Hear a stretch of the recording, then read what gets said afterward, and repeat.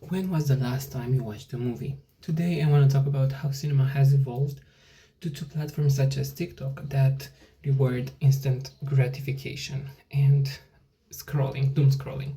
So cinema has for the longest time been a place where people met up, watched movies, and waited for the story to unfold slowly, frame by frame. Nowadays, people watch the first 15 minutes of a video and then they are ready to leave, get up and leave from the cinema.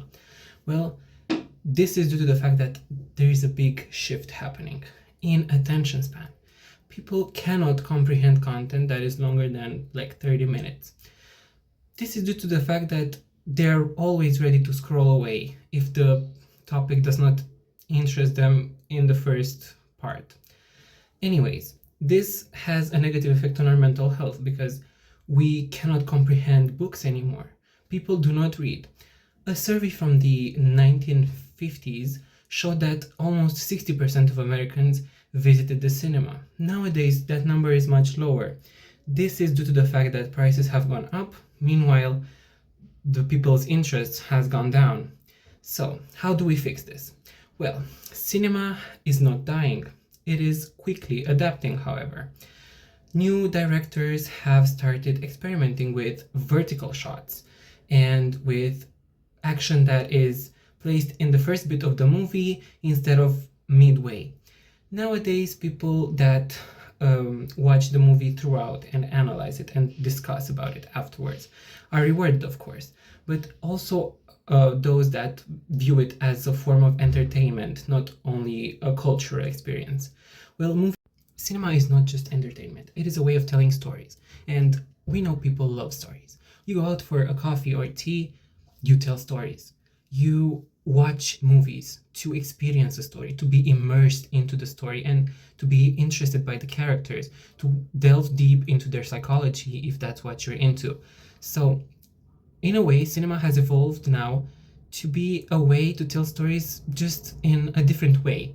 Cinema has not died, it's just experiencing a new birth. It's gaining popularity among people that experience with new formats, new editing styles. And also, cinema has kind of died out because of AI. People rely on AI too much. They use it for summarizing stuff.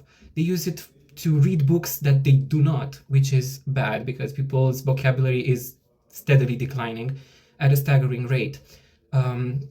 People do not use words to describe nature anymore, which signifies that people have drifted away from nature. And this is also happening with cinema. People love watching short format content on platforms such as Instagram Reels or TikTok. Well, let's take a movie, for example, such as The Substance, which came out in 2024.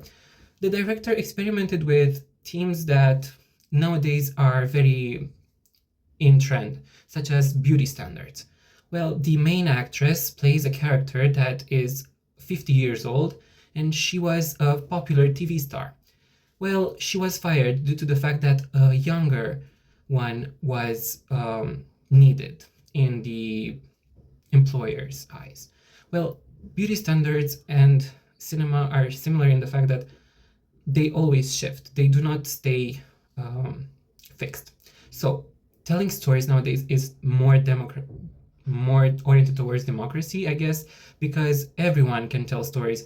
Movies nowadays can be in TikTok formats, which is a popular format nowadays. People tell the story and they go viral. So if cinema wants to survive, it needs to keep that democratic aspect to itself and not just stick to the rules that were before. Movies do not tell just stories. They want you to analyze. But as I was saying, you can watch them to entertain yourself. But analyzing them is much more beautiful. You understand how those movies reflect our reality in a way, because every fiction piece has a grain of truth at its core.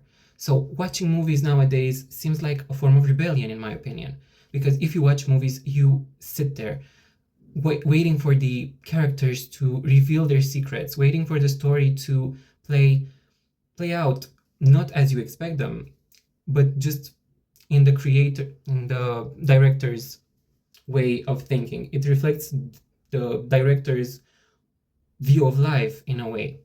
So if you read and if you enjoy slow burns, not just quick action done over, you have a much deeper understanding of how society works nowadays, and